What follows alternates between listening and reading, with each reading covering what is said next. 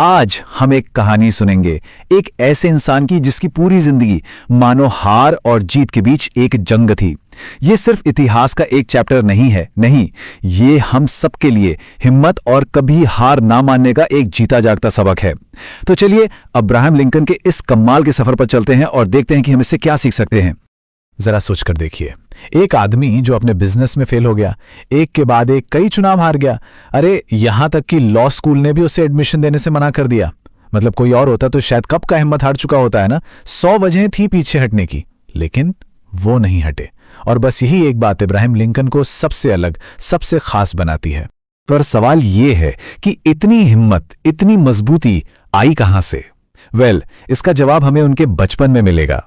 एक ऐसा बचपन जो सच में संघर्षों से भरा हुआ था। कल्पना कीजिए, केंटकी में लकड़ी का बना एक कमरे का छोटा सा घर, बस वहीं उनका जन्म हुआ था। चारों तरफ बस गरीबी ही गरीबी। स्कूल जाने का तो ज्यादातर सवाल ही नहीं था, तो उन्होंने खुद को पढ़ाना शुरू किया। दिन भर की कड़ी मेहनत के बाद रात को जलती हुई आग की धीमी रोशनी में वो किताबें पढ़ते थे। और मुश्किलें सिर्फ इतनी ही नहीं थी, उन्होंने बहुत छोटी उम्र में अपनी मां को खोया, फिर अपनी बहन को, और बाद में अपने 4 में से 3 बेटों को भी खो दिया।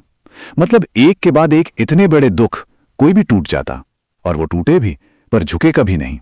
बचपन के ये संघर्ष तो बस एक शुरुआत थे। जब वो बड़े हुए तो उनकी प्रोफेशनल और पॉलिटिकल लाइफ में भी नाकामयाबियों की एक लंबी, बहुत लंबी लिस्ट इंतजार कर रही थी। चलिए एक नजर डालते हैं इस लिस्ट पर। तो देखिए, 21 साल की उम्र में उन्होंने एक बिजनेस शुरू किया और वो फेल हो गया। ठीक अगले साल 22 की उम्र में वो एक चुनाव लड़े और हार गए। जिंदगी में एक ऐसा भी मोड़ आया जब वो इतने टूट गए कि उन्हें नर्वस ब्रेकडाउन तक हो गया। और ये सुनिए, प्रेसिडेंट बनने से पहले उन्होंने 1 या 2 नहीं बल्कि पूरे 8 अलग अलग चुनाव हारे थे। अब सोच सकते हैं, इतना कुछ किसी का भी हौसला तोड़ने के लिए काफी था, पर लिंकन का नहीं। तो फिर वही सवाल कि आखिर कैसे कोई इंसान इतनी बार हार कर भी आगे कैसे बढ़ता रहा? जवाब छुपा है उनकी एक सीक्रेट वेपन में, और वो हथियार था हार को देखने का उनका अपना नजरिया, उनका अपना अंदाज। लिंकन ने एक बहुत गहरी बात कही थी। उन्होंने कहा, मुझे इस बात की चिंता नहीं है कि आप असफल हुए हैं, मुझे चिंता इस बात की है कि कहीं आप अपनी असफलता से संतुष्ट तो नहीं हो गए। यानी उनके लिए फेल होना कोई फाइनल स्टॉप नहीं था।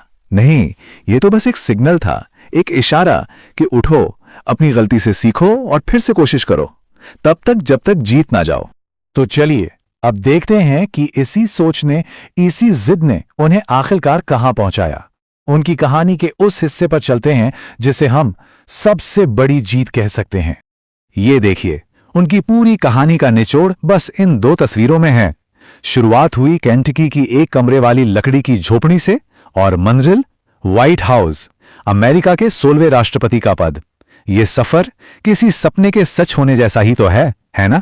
और फिर साल 1860 में वो लॉग कैबिन वाला उम्मीदवार आखिरकार जीत गया, और प्रेसिडेंट भी ऐसे समय में बने जब देश अपने सबसे मुश्किल, सबसे अंधेरे दौर से गुजर रहा था, सिविल वॉर। उन्होंने सिर्फ देश को टूटने से बचाने के लिए लड़ाई नहीं लड़ी, बल्कि उन्होंने उस इमेंसिपेशन प्रोक्लेमेशन पर साइन भी किए जिसने अमेरिका से गुलामी को हमेशा हमेशा के लिए खत्म कर दिया। सच कहूं तो उन्होंने सिर्फ अमेरिका का नक्शा नहीं बदला, बल्कि पूरी दुनिया के लिए आजादी के मायने बदल दिए। तो लिंकन की इस कमाल की कहानी से हम अपनी जिंदगी के लिए क्या सीख सकते हैं? खास तौर पर स्टूडेंट्स के लिए इसमें क्या सबक छिपा है? सबसे बड़ा और सबसे जरूरी सबक तो यह है कि उनका जीवन ये साबित करता है कि कोई कहां से शुरू करता है इससे कोई फर्क नहीं पड़ता। फर्क इससे पड़ता है कि कोई कहां तक पहुंचने का हौसला रखता है। शुरुआत कभी भी मंजिल तय नहीं कर सकती। तो अगर हम लिंकन की लाइफ से 3 बातें अपनी डायरी में लिखना चाहें तो वो ये होंगी। नंबर 1, मुश्किलों को रास्ते का पत्थर नहीं बल्कि मंजिल तक पहुंचने की सीढ़ी समझो।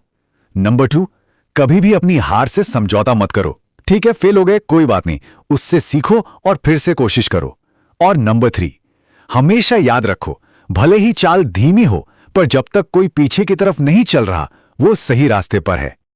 और अब आखिर में एक सवाल हम सब के लिए। जरा सोचिए, हमारी अपनी कहानी में आज की जो ये छोटी मोटी असफलता है, क्या पता वो हमें आने वाले कल की किसी बहुत बड़ी कामयाबी के लिए तैयार कर रही हो।